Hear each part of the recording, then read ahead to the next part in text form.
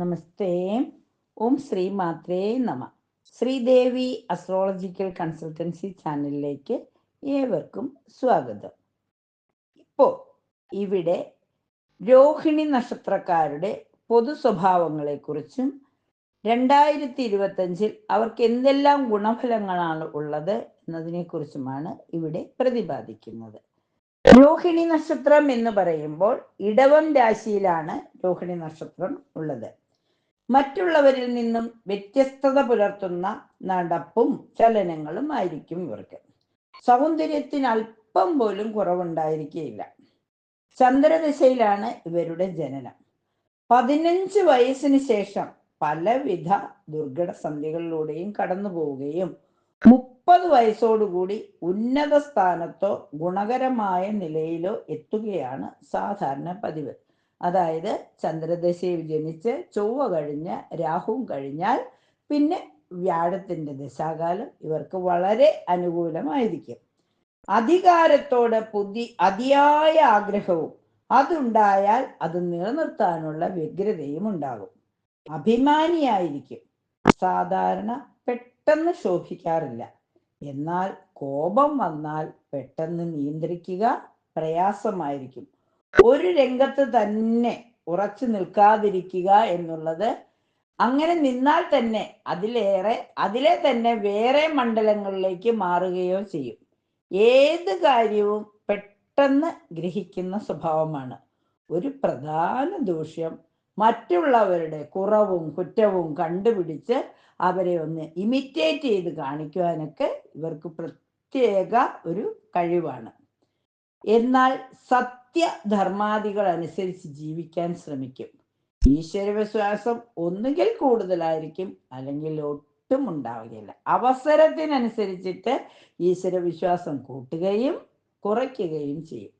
ആരെയും സമസൃഷ്ടിയായി കാണുവാനോ അംഗീകരിക്കുവാനോ ഇഷ്ടപ്പെടുകയില്ല. വരവ് ചിലവുകൾ നോക്കുകയേയില്ല.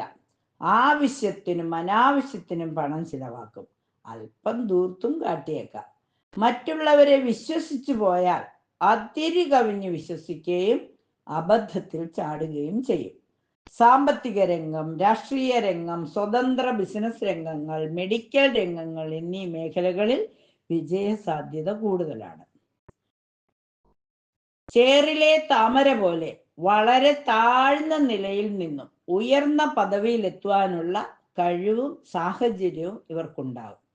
സ്വതന്ത്ര ബുദ്ധി വളർച്ചയെ തടസ്സപ്പെടുത്തും. വിവാഹ ജീവിതം ഗുണകരമായിരിക്കും. തൻ്റെ ഇഷ്ടാനിഷ്ടങ്ങൾ അറിഞ്ഞു പെരുമാറുന്ന പങ്കാളിയെ ലഭിക്കും. കുടുംബസ്ഥിതിയിലും കുലമഹിമയിലും തന്നേക്കാൾ ഉന്നത സ്ഥാനത്തെത്തുന്ന പങ്കാളിയാവും വിവാഹത്തിൽ.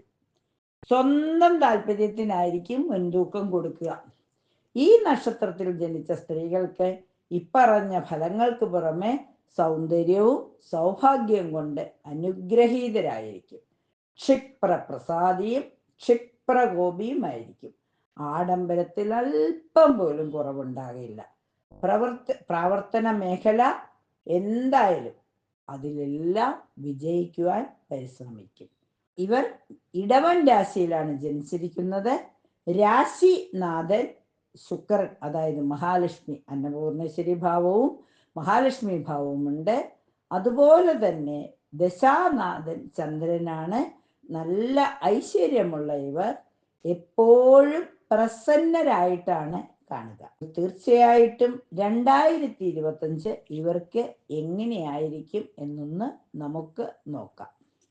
ആശയങ്ങൾ ലളിതമായ രീതിയിൽ അവതരിപ്പിക്കുന്നതിനാൽ അല്പം ആത്മാഭിമാനമൊക്കെ തോന്നും. കഴിവുള്ള പ്രവർത്തനങ്ങളെ അനുമോദിക്കുവാനും പ്രോത്സാഹിപ്പിക്കുവാനും അവസരമുണ്ടാകും. വർഷങ്ങൾക്ക് ശേഷം സ്വന്തം നാട്ടിൽ എത്തുവാനുള്ള യോഗം വന്നു ചേരും. വിശിഷ്ട വ്യക്തികളുടെ ആശയങ്ങൾ ജീവിതത്തിൽ പകർത്തുവാൻ തയ്യാറാകും. ലാഭ ശതമാന വ്യവസ്ഥകളോടുകൂടിയ പ്രവർത്തനങ്ങൾക്ക് അനുഭവ ഫലം കിട്ടും. സത്യസന്ധവും നീതിയുക്തമായ സമീപനത്താൽ സർവ ആദരങ്ങളും വന്നു ചേരും. ഫലപ്രദമായ നിർദ്ദേശങ്ങൾ സ്വീകരിച്ച് തുടങ്ങുന്ന തൊഴിൽ മേഖലകളിൽ നിന്നും മാർച്ച് മുതൽ സാമ്പത്തിക നേട്ടം വന്നു ചേരും. നിത്യവും മഹാലക്ഷ്മിയെ പ്രാർത്ഥിച്ചുകൊണ്ട് ദിവസം ആരംഭിക്കുന്നത് വളരെ നന്നായിരിക്കും. മെയ് മാസം മുതൽ ശമ്പള വർധനവ് മുൻകാല പ്രാബല്യത്തോടുകൂടി ലഭിക്കും.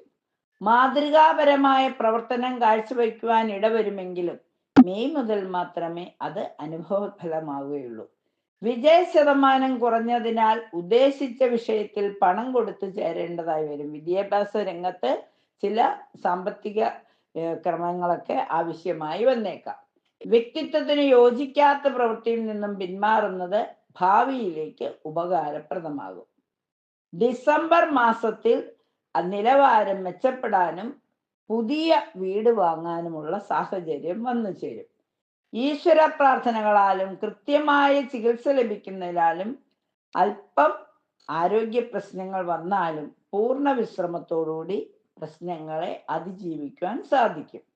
യാഥാർത്ഥ്യങ്ങളോട് പൊരുത്തപ്പെട്ട് ജീവിക്കുന്നതിനാൽ കുടുംബത്തിൽ സ്വസ്ഥതയും സമാധാനവും ദാമ്പത്യ ഐക്യതയും ഉണ്ടാകും. തൊഴിൽ സ്ഥാപനത്തിന്റെ നിലനിൽപ്പിനായി അഹോരാത്രം രാവും പകലും ഒരുപോലെ കഷ്ടപ്പെടും. പക്ഷെ വേണ്ട സമയത്ത് അംഗീകാരങ്ങൾ വേണ്ടത്ര ലഭിക്കണമെന്നില്ല. രക്തദൂഷ്യം, ഉദരവാത രോഗങ്ങൾക്ക് പ്രകൃതി ചികിത്സകളും ആയുർവേദ ചികിത്സകളും പ്രാണായാമവും വ്യായാമവും ഭക്ഷണക്രമവും എല്ലാം സ്വീകരിക്കേണ്ടതായി വരും. അറിവ് ആർജിക്കുവാനും അത് പകർന്നു കൊടുക്കുവാനുമുള്ള അവസരമുണ്ടാകും.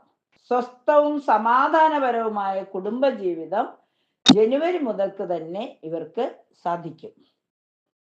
ശാസ്ത്ര പരീക്ഷണങ്ങളും നിരീക്ഷണങ്ങളും പാഠ്യപദ്ധതി സമർപ്പണവും സാധിക്കുമെങ്കിലും അല്പമൊക്കെ അതിലൊക്കെ വിമർശനാത്മകമായ കുറ്റപ്പെടുത്തലുകൾ അല്ലെങ്കിൽ നിരൂപണങ്ങൾ വന്നു ചേരും. മെയ് മുതൽ സ്ഥാനമാനങ്ങളോടുകൂടിയ ഉദ്യോഗം ലഭിക്കും. പ്രലോഭനങ്ങളിൽ അകപ്പെടാതെ സൂക്ഷിക്കണം. തൊഴിൽ മേഖലകളിൽ കാലോചിതമായ പരിഷ്കാരങ്ങൾ ആവിഷ്കരിക്കുന്നത് വഴി പിന്തള്ളപ്പെടുന്ന അവസ്ഥാവിശേഷങ്ങളെ അതിജീവിക്കും. വിരോധികളായ പലരും ലോഹ്യത്തിലായി വരും. സന്ധിവേദന ഇല്ലാതാകും. വിദേശത്ത് ജോലിയുള്ളവർക്ക് സാമ്പത്തിക ലാഭമുണ്ടാകും. ജോലിക്കയറ്റം പ്രതീക്ഷിക്കാം. പുതിയ തൊഴിലവസരം ഉണ്ടാവും. കൂട്ടുകച്ചവടക്കാർക്ക് നഷ്ടം സംഭവിച്ചേക്കാം. ഭൂമി വിൽക്കുന്നവർക്ക് പ്രതീക്ഷിച്ച ലാഭം കിട്ടിയെന്ന് വരില്ല. ഒരു കാര്യത്തിലും ഉറച്ച തീരുമാനമെടുക്കാൻ സാധിക്കാതെ വന്നേക്കാം. ഉദ്യോഗ കയറ്റത്തിന് കാലതാമസം നേരിടും. സർക്കാർ ആനുകൂല്യം ലഭിക്കും. സാമ്പത്തിക ഞെരുക്കം അനുഭവപ്പെടും. വീട്ടിൽ ചില മരാമത്ത് പണികൾ നടത്തിയേക്കും. വേണ്ടത്ര ശാരീരിക സുഖവും മാനസിക സുഖവും ഉണ്ടായെന്ന് വരില്ല. ദൈവാനുകൂല്യം കാരണം പല പ്രശ്നങ്ങളും തരണം ചെയ്യുവാൻ സാധിക്കും. ഭാഗ്യപരീക്ഷണങ്ങളിൽ നേട്ടമുണ്ടാകും. പൂജാതി കാര്യങ്ങൾക്കായി പണം ചെലവഴിക്കും. ഭൂമി വാങ്ങുകയോ ഉള്ളതിൻ്റെ വിസ്താരം വർദ്ധിപ്പിക്കുകയോ ചെയ്യും. സന്താനങ്ങളുടെ വിവാഹ കാര്യങ്ങളിൽ തീരുമാനമെടുക്കും. പല രംഗങ്ങളിൽ നിന്നും പണം കിട്ടുമെങ്കിലും കാലതാമസം നേരിട്ടേക്കാം.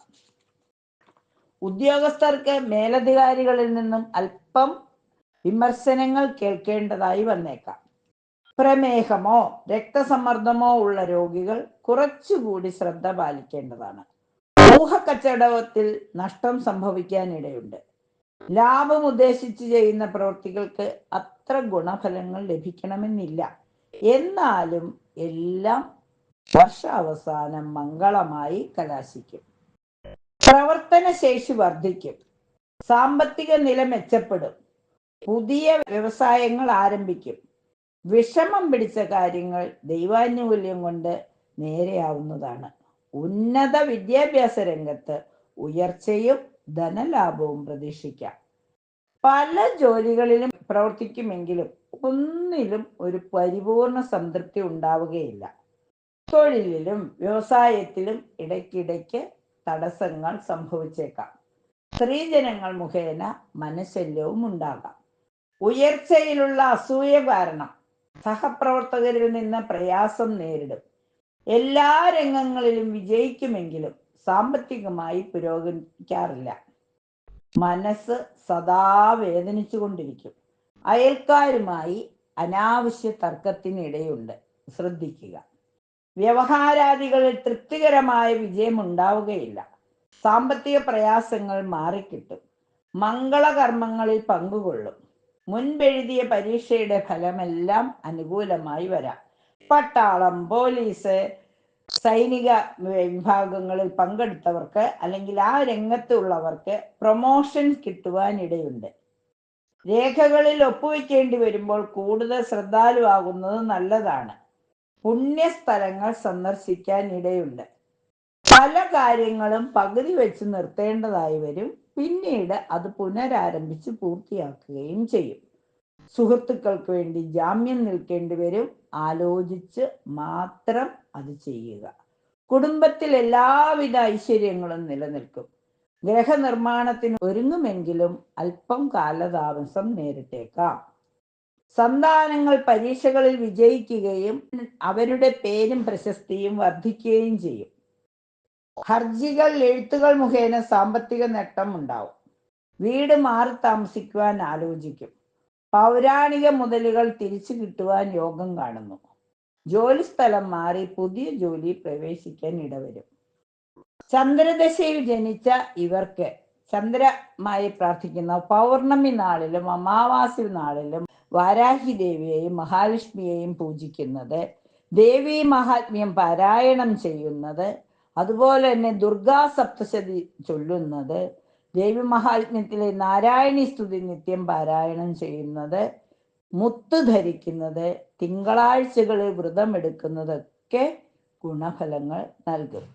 മഹാലക്ഷ്മിയെ പ്രാർത്ഥിക്കുന്നതോടുകൂടി എല്ലാ ഐശ്വര്യങ്ങളും ഈ 2025 രോഹിണി നക്ഷത്രക്കാർക്ക് വന്നു ചേരും.